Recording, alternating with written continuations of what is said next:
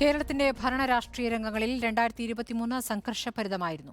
എല്ലാ പരിധിയും ലംഘിച്ച് മുന്നേറിയ സർക്കാർ ഗവർണർ പോരായിരുന്നു ഇതിന്റെ മുഖ്യ ഘടകം. നിയമസഭയിലെ ഭരണ പ്രതിപക്ഷ ഏറ്റുമുട്ടൽ തെരുവിലേക്ക് നീണ്ടതും കടന്നുപോകുന്ന വർഷത്തെ സംഘർഷത്തിലാഴ്ത്തി. മുഖ്യമന്ത്രിയെയും കുടുംബത്തെയും സംശയത്തിന്റെ മുൾമുനയിൽ കൊണ്ടുവന്ന CMRL ഫണ്ട് വിവാദം 2023 പിടിച്ചുകുലുക്കി. ഉമ്മൻചാണ്ടിയുടെയും കാനം രാജേന്ദ്രന്റെയും PP മുകുന്ദന്റെയും മരണങ്ങൾ 2023 സങ്കടത്തിലാക്കി. ദിവസങ്ങൾ ഒരു പുഴ പോലെ ഒഴുകി അഴിമുഖത്ത് ചേരും പോലെ 2023 ചരിത്രമാകുമ്പോൾ രാഷ്ട്രീയ കേരളത്തിനിത് മറ്റൊരു സംഭവബഹുലമായ വർഷമാകുന്നു. ബജറ്റിലെ ഇന്ധന സെസ്സാണ് 2023 തുടക്കത്തിൽ രാഷ്ട്രീയ വിവാദത്തിന് തീ കൊടുത്തത്. ഭൂമിയുടെ ന്യായവില പോലുള്ള നിർദ്ദേശങ്ങൾ വിവാദം ആളിക്കത്തിച്ചു. പ്രതിപക്ഷം സമരം ചെയ്തിട്ടും ഫലമുണ്ടായില്ല. സർക്കാർ ഉറച്ചുനിന്നു. ഓണം വരെ ഊഷ്മളമായിരുന്ന സർക്കാർ ഗവർണർ ബന്ധം വഷളായതായിരുന്നു 2023 മറ്റൊരു കാഴ്ച.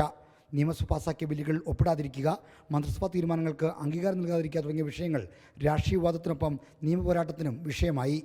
കണ്ണൂർ VC പുറത്താക്കിയ സുപ്രീംകോടതി വിധിയോടെ ഊർജ്ജം ലഭിച്ച ഗവർണർ മുഖ്യമന്ത്രിയെ പരസ്യമായി വെല്ലുവിളിച്ചു. സെനറ്റ് നാമനിർദ്ദേശത്തിനെതിരെ SFI നടത്തിയ കരിങ്കൊടി പ്രതിഷേധം ഗവർണറെ കൂടുതൽ പ്രകോപിപ്പിച്ചു.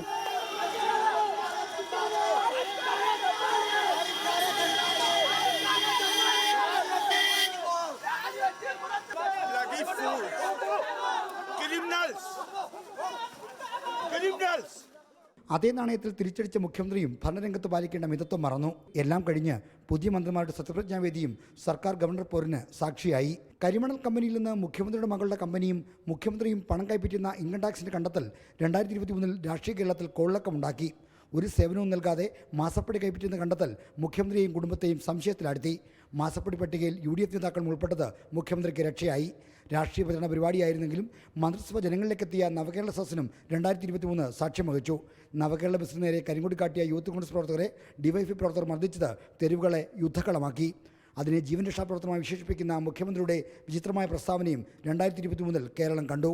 നഷ്ടത്തിന്റെ ചുമരിൽ ഒരുപിടി തലയെടുപ്പുള്ള നേതാക്കളുടെ ചിത്രങ്ങൾ ചില്ലിട്ട് വെച്ചുകൊണ്ടാണ് 2023 മറയുന്നത്.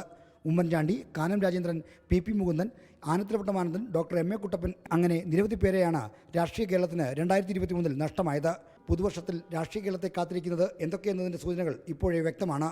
റിപ്പോർട്ടർ, തിരുവനന്തപുരം.